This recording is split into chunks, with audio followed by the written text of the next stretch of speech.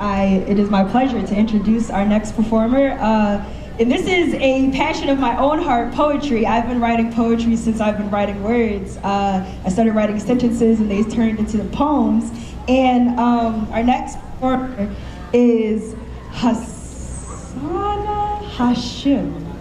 Okay, and she is from Mastery Shoemaker. She is the Youth Poet Laureate, and that is very, very special. That means that she represents the poetry voice of Philadelphia. She is 17 years old, a senior, and her poetry represents her multi-identities and social change. She was a part of the Brave New Voices team 2016, which represented Philadelphia Youth Poetry Movement, PYPM. And that is a very special opportunity to be a part of Brave New Voices because that is an international competition where many different teams are competing to win in poetry. So that's a very important thing to be in. She's also a dual enrollment student at CCP. So she's doing big things with her talent. And it's my pleasure to introduce her, and she will be sharing some wonderful language with you. So here she is.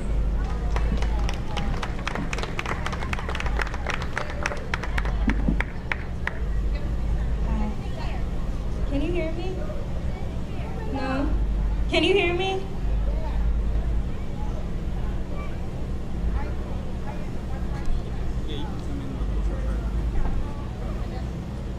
I cannot escape the veil on my head. Fabric I draped at the age of 9 when I was taught to wrap myself in expectation, the coffee of my skin, bitterness of flesh when I tried to scratch the pain away or the almond of my eye, pointed ovals floating between stars encrusted in a ring of a lighter brown, but still I do not know who I am. The longer I allow the sadness to sink in, the more I lose myself, the more I become it. The problem is that I never thought I would have to stay in this body for an entire lifetime. I do not want to waste this lifetime. My mother grew up overseas. She taught me how to crack Persian anard at the age of 3, to bite pomegranate between teeth, sucking the blood of 1,000 Syrian refugees clean, to hold them and tell them that all of the memories they dropped into the sea on their way to Austria and Germany will be fished out by us, that we will hang their memories to dry with our laundry until they can swim home again. My mother taught me how to recite Quran, divine revelation on tongue, when we buried my brother. Inna lillahi wa inna ilayhi raji'un, she said. We belong to God, and to God we shall return, she said. However, there is something she didn't teach me, my mama. My mama didn't teach me how to scrub the pain from my throat. She said, recite dhikr, which just made my silent screams drier. She said, pray about it. But my mama didn't teach me what to do when God just does not hear you. What to do when you have been screaming to God for 5 years. My mama didn't teach me how to swallow a salvation that was pushed down throat. How to honor my Black Panther of a grandmother, the fight for justice innately in limb. I just do not know how to fight for justice for my body, for my limbs. I'm really stuck. I'm stuck between an Irshad Manji and an Amar Nakhshawani, and I'm just kind of a really, really progressive Rumi. They say that our cells duplicate, and that every 7 years our bodies are completely new again. I am waiting. However, my cells are acting weak, so I just want to tell her that I am sorry. The bricks that I am made up of are not walls yet. My bricks haven't set yet, but mama, when they become walls, I will paint them after you. The golden back of Queen Nzinga's throne after you, and I will invite you in.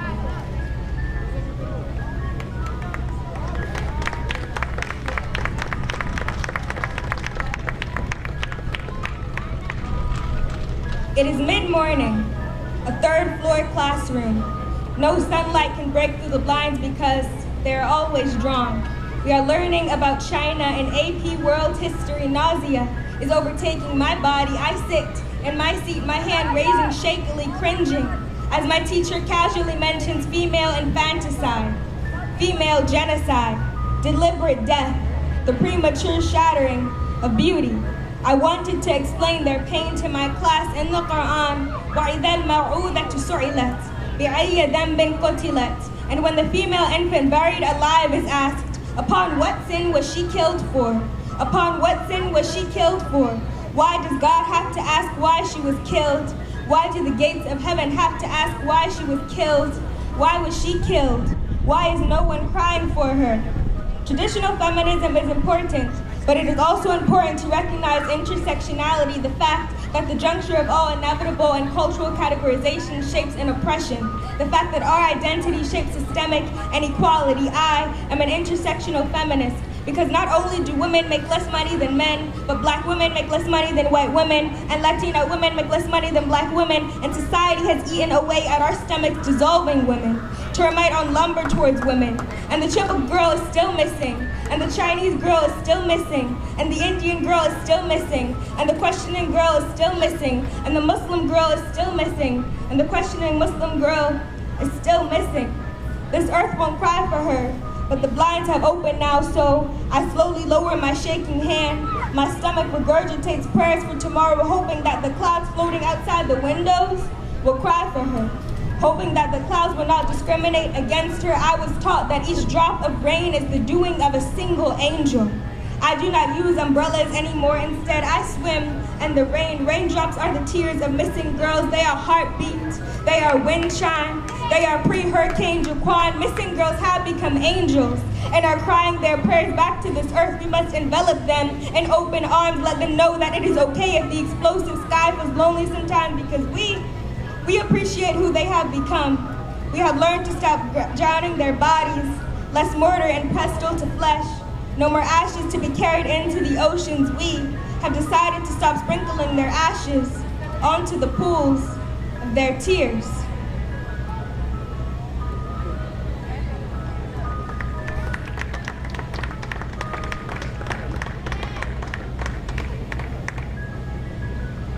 Oh, where would I be without you, Gloria and Zaldua? We read To Live in the Borderlands at Kenyon College last summer. I yelped when I recognized you and the words, Chicana soulful tongue swaying in unfamiliar rhythm, being nothing and everything all at once, being everything and nothing never. La Frontera is the same land I inhabit, me living at the juncture of multiple marginalized identities. The struggle is inner. Chicano, Indio, American Indio, Mojado, Mexicano, immigrant Latino, Anglo in power, working class Anglo, Black, Asian. Our psyches resemble the border towns and are populated by the same people. The struggle has always been inner and is played out in outer terrains. Awareness of our situation must come before inner changes, which in turn come before changes in society. Nothing happens in the real world unless it first happens in the images in our heads.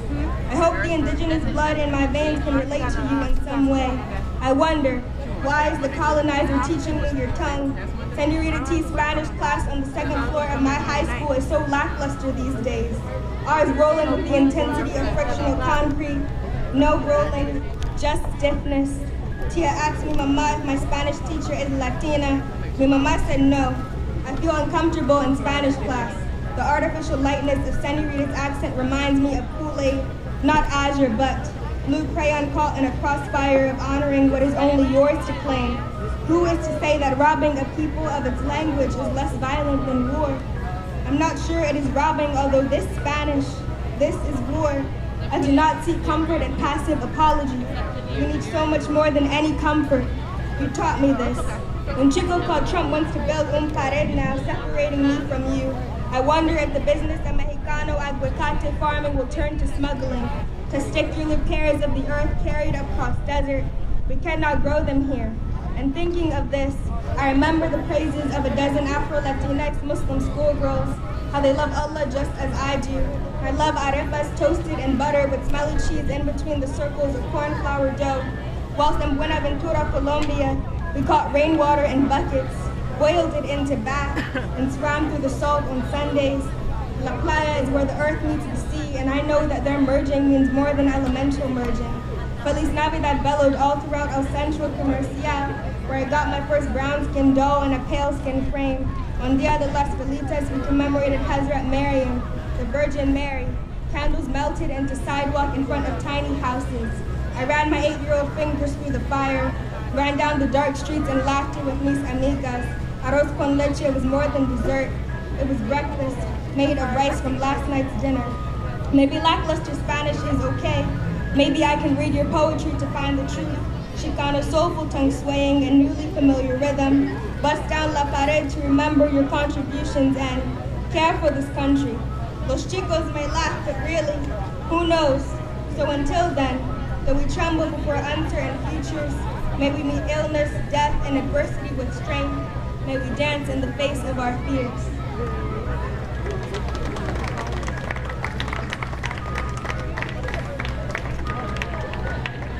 We have become conditioned to turn our backs as Black Muslim bodies hit the earth. The bullet is always a catalyst for the blemish, disfiguring soft flesh and disrupting privacy. Within seconds, hemoglobin, an oxygen-carrying protein molecule, disperses red pigment. Blood stains the concrete burgundy. Blood stains our heart's terracotta lilac. Blood stains our prairies crimson. Blood stains your tartar scarlet. We wash the fabric, hang the prairies dry on the laundry line, watch them billow in the wind, rising upward like the smoke of ashes. We soap our hearts up with baking soda and vinegar, making sure to rinse them well with distilled water before the chadors get buried with the dead people. On February 24th, 2016, 3 Sudanese American young Muslim men were massacred, execution style in Fort Wayne, Indiana. Multiple bullets sizzled through their bodies. Fort Wayne police estimate multiple perpetrators. The bullets had no grace in their flight, corpses laid in an abandoned house, withering. Mohammed Tahar Omar, Adam Mekki, and Mohammed Tahrar dead. We did not know until 5 days later. The media did not notice until 5 days later. It has long been time to recognize the intersection of anti-Blackness and anti-Muslim bigotry. Graveyards seem to be the only pilgrimage places we can afford to go to nowadays. Our traditional communities harbor an obvious racial hierarchy. We tend to lean towards Arab supremacy. Why do Arab American Muslim bodies attract more attention than Black American Muslim bodies? What is wrong with our hyaline protoplasm? That colorless material comprising all living cells. Is our melanin too prominent? Is our history too rich? Were our ancestors slave ships and immigrant ships just worthless? Are our bodies worthless? The public is always silent. Have they become desensitized to our skin? They say, if you only didn't talk like that, if you only weren't so dark, if you only pulled your pants up, maybe they would stop shooting us then. I just want them to stop shooting us. In the Quran, قَالَ لَا تَخَافَ إِنَّنِي مَعَكُمَا أَسْمَعُ وَأَرَى. He said, fear not. Indeed, I am with you. Both I hear and I see, so I try not to fear the gunshots. I try not to fear the public silence. Instead, I hope only for the morning when the sun will peek through the clouds, showering down blessings of light, and I will spin and spin and spin and spin, soaking up this light until I am drowned in it. I will swim, swirling the dried blood of my brothers in the morgue with every breaststroke. I will unearth my bloody chador and wash it gently. I will wear the blood-stained cloak as a mark of reclamation. Thank you.